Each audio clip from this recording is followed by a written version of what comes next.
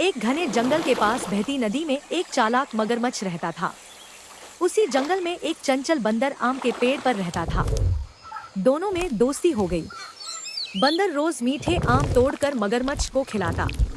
एक दिन मगरमच्छ की पत्नी ने लालच में आकर कहा, इतने मीठे आम खाने वाला बंदर का दिल कितना मीठा होगा। उसने बंदर का दिल लाने को कहा।